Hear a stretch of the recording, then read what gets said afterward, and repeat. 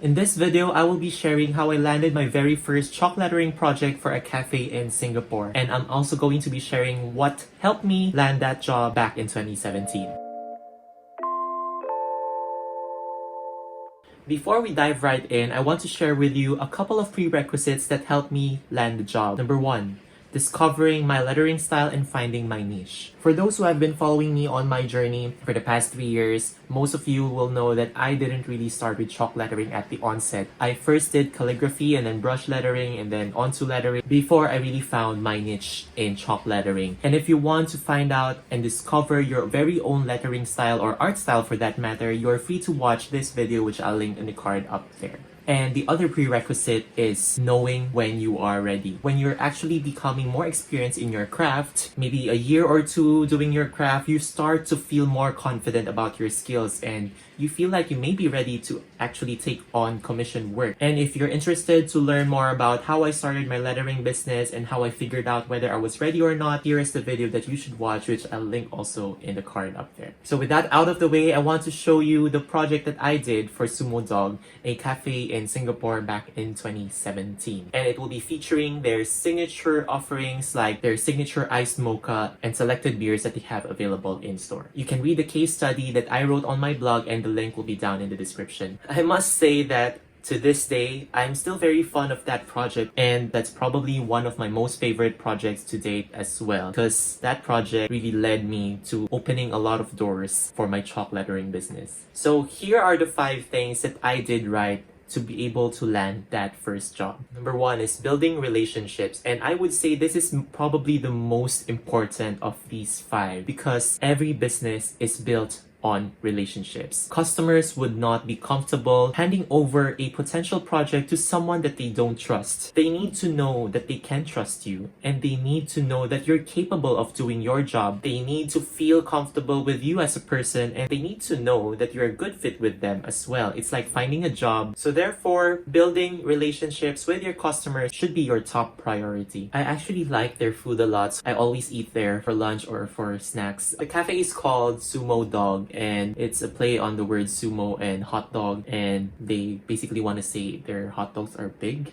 So that was kind of fun. I really love hanging in their shop because I really love the hot dogs and I really love the Japanese food that they offer as well. And because the owners were present most of the time, I was able to really talk to them and engage with them. Building relationships is an investment, but note that with any relationship, it's always going to be give and take. It's not just take and take. You also need to be prepared to give and give. And this leads me to my next point, which is number 2, providing value. Don't just show up and ask for commission work, because why would they give you commission work if they don't know who you are and they cannot understand how you can help them? So you must provide the value first. Just a backstory, they knew me first as a lettering artist, and I've been showing them my work because I wanted to engage with them and be friends with them. Because I've been frequenting their shop, we actually knew each other more, and they slowly became comfortable with the idea of me doing a chalk project for them. At this point, we're basically comfortable talking to each other already, and they already know how I work and what I do. Along the way,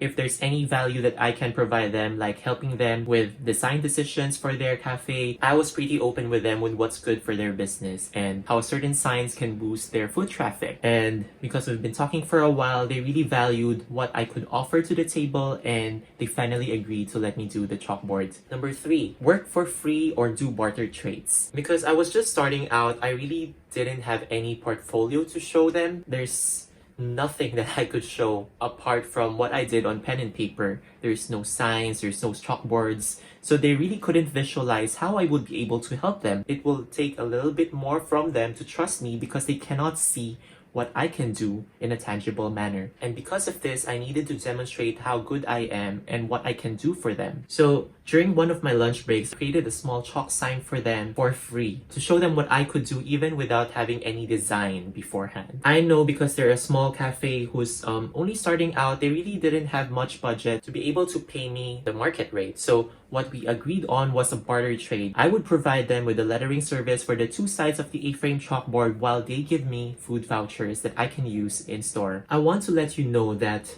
while it's always important to get paid for the work that you do, It's also important to note that value to you and to me and to our customers vary. It's okay to accept jobs for free, or it's okay to accept jobs for barter trades, because when you're starting out, you really don't have any portfolio to show. And the value for you is that you can now have something tangible that you can put into your portfolio and say, this is what I did for this project, this is what I helped the client with, and they were extremely happy with it. And because of that, other customers will start seeing the value that you can provide them as well. We can talk about value for another video, and I have a lot of things to say about that, but when you're starting out, it's okay to accept jobs for free as long as both of you will get around the equivalent value.